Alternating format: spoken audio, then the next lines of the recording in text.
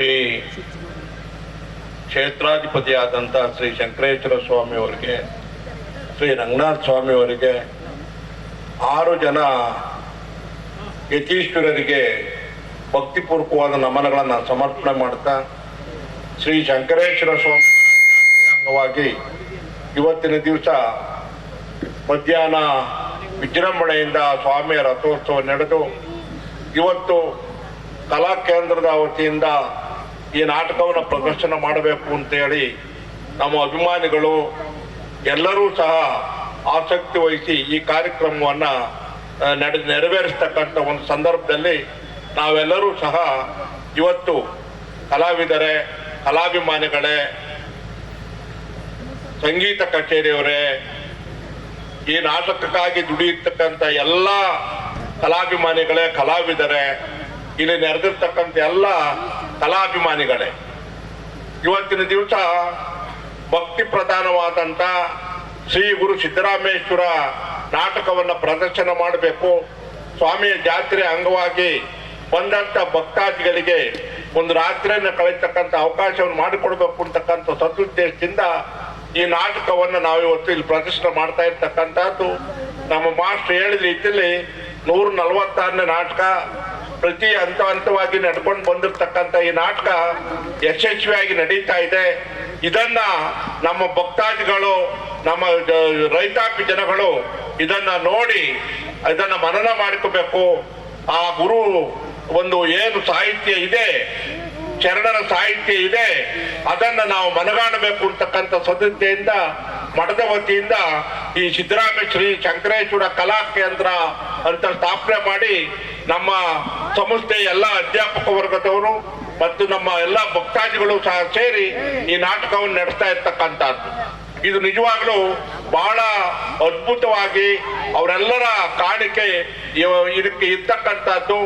ಇವತ್ತು ಏನು ಈ ಸಿದ್ದರಾಮೇಶ್ವರ ನಾಟಕವನ್ನು ನಾವು ಪ್ರಚಾರ ಮಾಡ್ತಾ ಇದ್ದೀವಿ, ಪ್ರಧಾನವಾಗಿ ನಾವು ಇವತ್ತು 12ನೇ ಶತಮಾನದಲ್ಲಿರ್ತಕ್ಕಂಥ ಬಸವ ಪ್ರಮುಖರ ಈ ಸಾಲೇ ಇರ್ತಕ್ಕಂಥ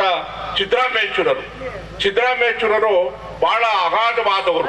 ನೀವು ಬಸವಣ್ಣವ್ರಿಗಿಂತಲೂ ಒಂದಿದು, ಬಸವಣ್ಣವರು ಕಾಯಕವೇ ಕೈಲಾಸ ಅಂತ ಹೇಳಿದ್ರೆ ಆ ಕಾಯಕವನ್ನ ಮಾಡಿ ತೋರಿಸಿದಂತ ಮಾನ್ ಶರಣ ಸಿದ್ದರಾಮಣ್ಣ ನಮ್ಮ ರೈತಾಪಿ ಜನಗಳಿಗೆ ಅನುಕೂಲ ಆಗ್ತಕ್ಕಂಥ, ನಾವೆಲ್ಲ ಏನು ಹಳ್ಳುಗಾಡಿನ ಜನ ಇದೀವಿ, ಆ ಒಂದು ಕಾಯಕವನ್ನ ಅವನು ಮಾಡಿ ನಮಗೆಲ್ಲರಿಗೂ ಮಾರ್ಗದರ್ಶನ ಮಾಡಿ ನಮ್ಗೆ ಆಶೀರ್ವಾದ ಮಾಡಿರ್ತಕ್ಕಂಥ ಸಿದ್ದರಾಮಣ್ಣನ ಚರಿತ್ರೆಯನ್ನ ನಾವೆಲ್ಲ ನೋಡ್ಬೇಕಾಗ್ತದೆ.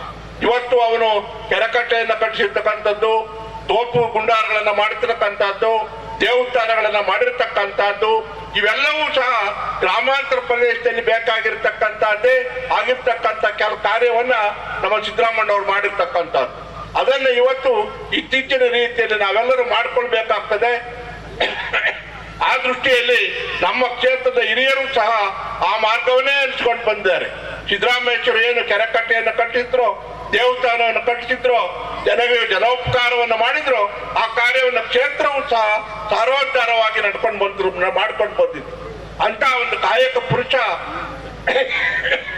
ಸಿದ್ದರಾಮಣ್ಣವರ ಚರಿತ್ರೆ ಕಾಯಕಯೋಗಿ, ಕರ್ಮಯೋಗಿ, ಶ್ರಮಯೋಗಿ, ಅವನ ಒಂದು ವಿಚಾರವನ್ನು ನಾವು ಮಾಡಿದ್ರೆ ಬಹಳಷ್ಟು ಅಗಾಧವಾಗಿ ನಾವು ತಿಳ್ಕೋಬೇಕಾಗ್ತದೆ.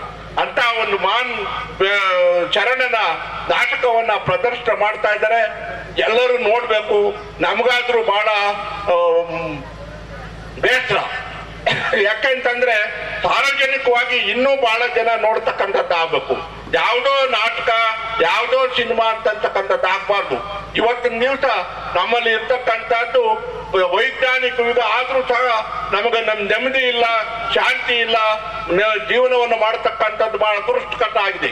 ಅಂತಹ ಸನ್ನಿವೇಶದಲ್ಲಿ ಇಂಥ ಮಹಾತ್ಮನ ಕಥೆಗಳನ್ನ ನಾವು ತಿಳಿದು ಅವನು ಎಷ್ಟು ಕಷ್ಟಬಿಟ್ಟು ಇದು ಮಾಡಿದ, ಚರಣಯೋಗಿ ಆದ, ಶ್ರಮಯೋಗಿ ಆದ, ಅವನ ಎಲ್ಲಾ ವಿಚಾರಧಾರೆಗಳನ್ನ ನಾವು ಈ ನಾಟಕದ ಮುಖಾಂತರ ತಿಳ್ಕೊಂಡು ನಮ್ಮ ಜೀವನದಲ್ಲೂ ಅಳವಡಿಸಿಕೊಂಡು ಇದನ್ನ ನಾವು ನಡೆಸ್ಕೋಬೇಕು ಅಂತ ಅವಕಾಶವನ್ನ ಇವತ್ತು ನಾವು ಚಕ್ರೇಶ್ವರ ಸ್ವಾಮಿಯವರ ಜಾತ್ರೆಯ ಅಂಗವಾಗಿ ನಡೀತಕ್ಕಂಥ ಈ ಪ್ರದರ್ಶನ ಯಶಸ್ವಿ ಆಗಲಿ, ಕಲಾವಿದರೆಲ್ಲರಿಗೂ ಒಳ್ಳೆಯದಾಗಲಿ, ಕಲಾಭಿಮಾನಿಗಳು ಜಾಸ್ತಿ ಬಂದು ಇದನ್ನು ನೋಡಿ ಇದನ್ನು ಉಪಯೋಗ ಪಡ್ಕೊಳ್ಳಿ ಅಂತಕ್ಕಂಥ ಆಸೆಯನ್ನು ವ್ಯಕ್ತಪಡುತ್ತಾ ಈ ನಾಟಕ ಯಶಸ್ವಿಯಾಗಿ ನಡೆಯಲಿ ಅಂತ ಆಶಿಸಿ ಎರಡು ಮಾತುಗಳನ್ನ ಮುಗಿಸ್ತೇನೆ.